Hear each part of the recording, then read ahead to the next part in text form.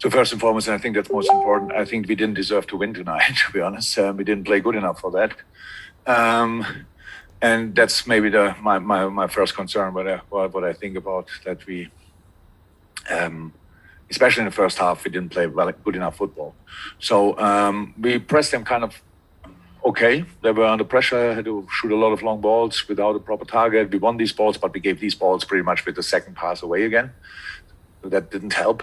And a game is a summary of momentum, if you want. And we always, when we had this good momentum that we won the ball, then we changed that immediately by giving the ball away. Football is a game with a lot of where mistakes are completely normal, but you have to make the mistakes in the right spaces. If you do that, then you can win the ball back by counter pressing or stuff like this. But when you are in completely unexpected situations, pass the ball in the feet of the opponent, that's then tricky. So we concede the first goal. Obviously served the second on the plate, but that was not the real problem of the game. Of course, conceding goals is a problem, but that was not a problem. Second half, we did better. We played better football. We tried to create, just then obviously very difficult against a really passionate and deep defending Real Madrid side with their counter-attacking threat they are. But we score our goal, which is obviously the positive of the night, and that's how it is. So, did we deserve more than the 3-1? I'm not sure, to be honest. The situation with Sadio, I have to say, what the ref did tonight, I don't understand. For me, that was something personal because he dealt with the situation from Sadio, which is a clear foul, like it was a diver or whatever. And from that moment on, Sadio could go whenever he went down. He didn't get anything anymore. So, and that's just not right. And that's what I told him after the game, that I just thought he was unfair with Sadio. So, and that's how it is, but that doesn't change anything at all. And it's not, he didn't lose the game. We were not good enough to get a better result. But in these moments, obviously, you need just an okay ref. That would have been already enough. Can I check on Naby Keita as well, Jürgen? Was it injury or was it tactical hit substitution? Yeah, it was tactical. So that's now things I don't like in the job, stuff like this. You do that, and then it's like the one player is responsible for the performance of the first half. Naby was not responsible for that. Didn't play for a while, especially not from the start. These kind of things. We were not really good in game. Naby was not good in the game, but if we all saw the game. So if you're honest, I could have made a few more changes in that moment. So it was not about Naby, but I did it. And I'm now not happy about it because we talk about it like it would Naby's responsibility. It's not. So, but it was tactical. That's it. Thank you. We'll go to Mike McGrath from the Telegraph. Mike, for a question. Hi, Jürgen. Hi. Do you think with Trent, that kind of mistake would be something that he will learn from very quickly, and on the whole, I mean, his attacking was good in the second half. Yeah, of course. It's the situation. It's these kind of mistakes that don't happen just all of a sudden. They have all a little history before, a little history, the story after that, and stuff like this. So I didn't like our game in the first half. So we were just not really in the game. That's our mistake, and that's where we have to be really clear in our self-criticism, to be honest. So, and then something like this can happen. We judge the situation wrong. We want to pass the ball back to the goalie, stuff like this. Yeah, we just, in that moment, then it was Trent with the header, but in other moments, we just gave them the opportunity to use the speed they have for going in behind too easily by losing the balls in a completely wrong moment. Because when you analyze Real Madrid, all the natural individual quality they have, a lot of the things are really switching aside and accelerating, passing the ball in behind. They have the three of the best midfielders in the world, obviously, play together since it feels like 20 years. If they win a ball, then both Modric and especially Kroos and Casemiro, they chip the balls there. And then you are under pressure when you don't know where the striker is because they are run around. These mistakes can happen. So that's not my problem of the game, because these kind of things can happen against Real Madrid. But if you only lose one ball, it could happen. But because we lost too many, that is my story. And we have to, always said, if you want to go to the semifinals, and that's absolutely okay and fair, you have to deserve it with the performance you put on the pitch. So, and tonight we were not good enough to win this game. But only good news is there's another game. where we saw that, but it's not like we have an advantage now. We are under pressure, of course, and we have to show that we can deal with that. Okay, you might need the headset here. I'm going to go to Paulo Bianchi. So I presume it's either in Spanish or... Hello, Jürgen, in English. Don't worry about it. Are you hearing me? Okay? Yeah.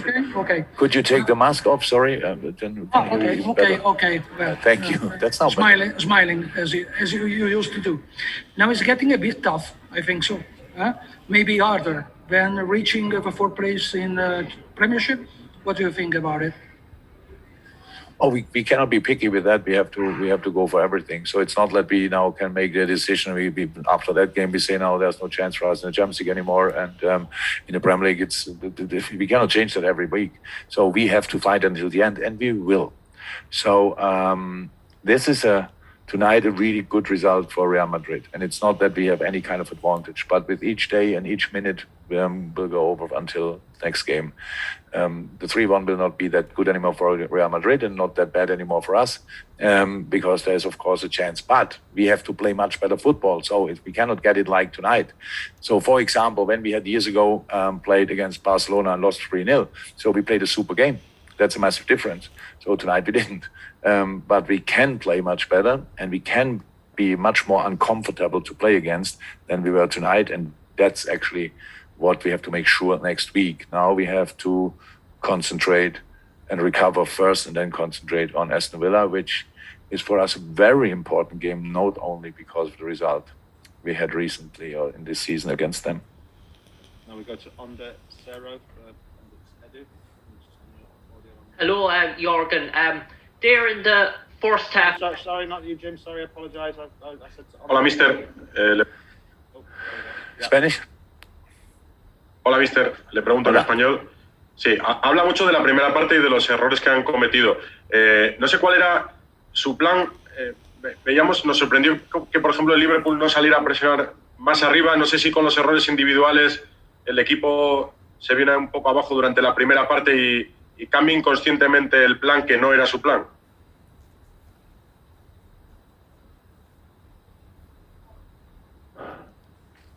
It's interesting. First, you didn't know what my plan was, and then you think we changed the plan.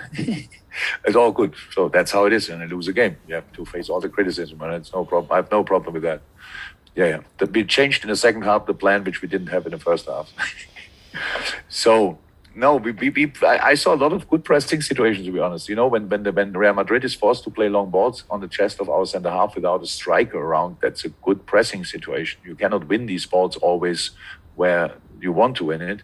The problem was then that we gave the ball too easy away. And for a really good game, you have to gain this really good feeling step by step by step. And we never had that in the first half. It never felt really right for us that I didn't think we had a shot on target in the first half. So it's not a good sign for a football game, obviously.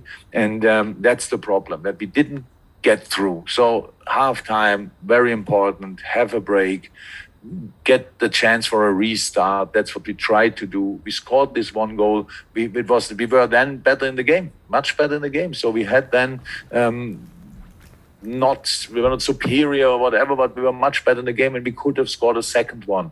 And that obviously would have been great for us. That wouldn't make the first half better. It just would have made the result better. And that's the situation now. You know, with all the problems we had tonight, Real Madrid had to score at least one goal without giving the goal away, and the other goals were because of mistakes from us as well. So that's the situation. And if you don't make these mistakes, and if you play better football, what we both can do, then it's a new game, and then we will see how the result will be then. And final question we'll take from Paul Joyce from the Times. Paul. Jürgen, in the past, when Liverpool has mounted comebacks at Anfield, they've had the crowd in their favour. How difficult will this task be without the fans?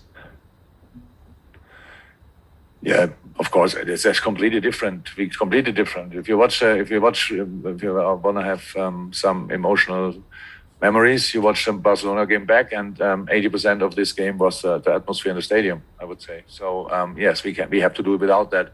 And it's not that I sit here and think, we are the comebacks is our thing. We do that all the time. We had from time to time. We always had then supporters in the stadium. We don't have that this time, so I don't know if we can do it. But I can promise you, we will give it a proper try. And that's all. Look, the boys really want.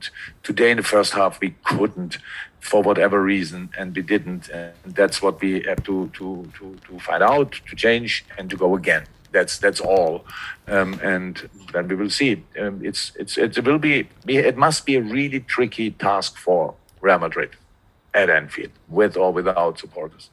So this year tonight was really strange because it was it was a really different situation in the stadium. But the Anfield is at least a proper stadium that will be good for us.